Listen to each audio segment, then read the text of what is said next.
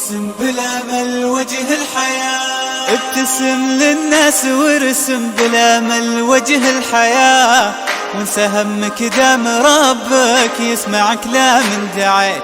ما يدوم الحال مهما طال يا ابن ادم مداه، كل شي وله نهاية دام كل به بديت. ابتسم للناس وارسم بالامل وجه الحياة، وانسى همك دام ربك يسمع كلام دعيت. ما يدوم الحال مهما طال يا ابن ادم